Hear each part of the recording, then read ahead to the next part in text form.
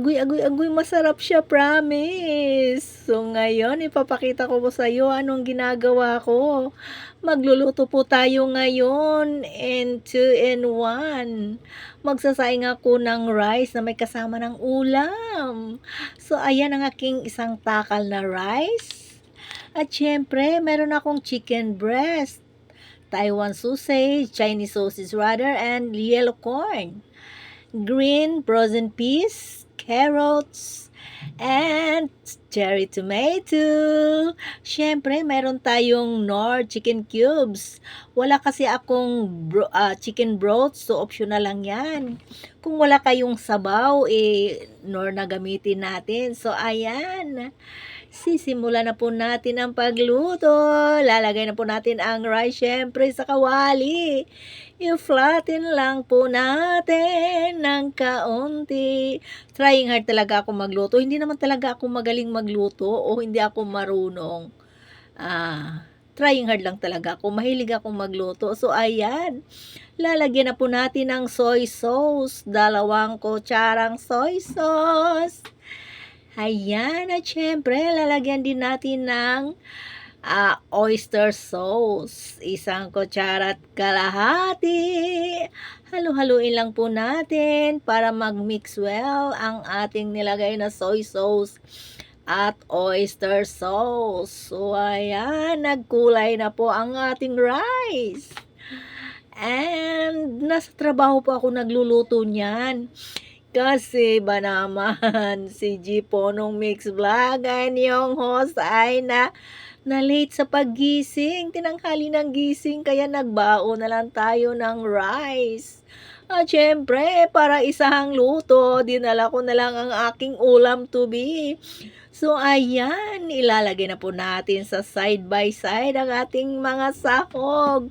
So, diba, isang lutuan na lang. So, ayan, sa gilid ang chicken breast, ang ating Chinese sausage or Taiwan sausage.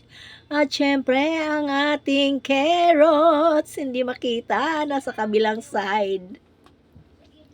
Ayan, side by side lang po. And then, isusunod ang ating green frozen peas. Ayan. And then, ang ating yellow corn, ang ating mais.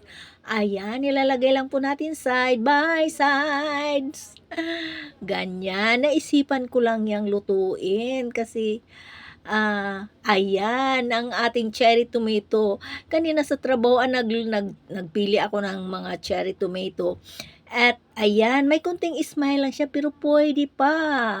So ayan, hinalo ko rin siya dyan. Kaya ayan, lalagyan na po natin ng Knorr chicken cubes. Optional lang po siya. Wala kasi akong chicken broth or beef broth or something broth.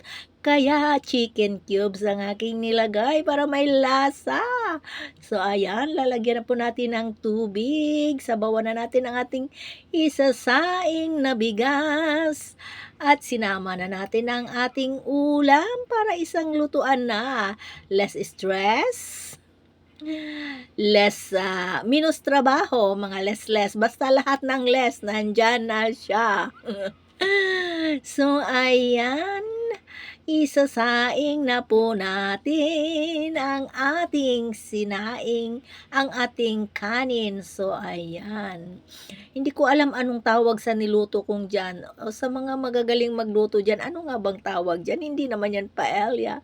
So, talagang naisipan ko lang po siya. So, ayan. I-oo na po natin ang ating induction. Sa trabahoan po ako nagluluto niyan. At syempre, madali ang luto lang yan. Kaya, ayan, pinag-isa ko na. Tatakpan na natin. At maya-maya lang ay sisilipin na natin. So, ayan. Agoy, agoy, agoy. Bumuburok-burok na. Kumukulo-kulo na po ang ating sinaing. Tatakpan natin ulit. Maya-maya, titingnan na naman natin. So, ayan. Malapit ng maluto. May sabaw pa siya, kunti haluin lang natin. O so diba maganda siya tingnan? So, surprise! Masarap kaya? Syempre, mamaya malalaman ninyo.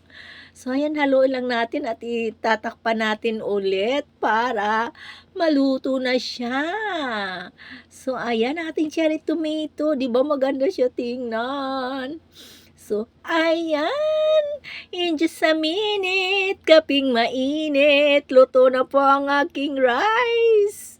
So, ayan, binurburan ko na nga po siya ng onion, spring onion leaves para maganda naman siya tingnan. Ayan. So, titikman na natin. So, ayan. Oh, wow! Ang sarap! Promise! Thank you for watching. Love, love, love. Migalas out to all.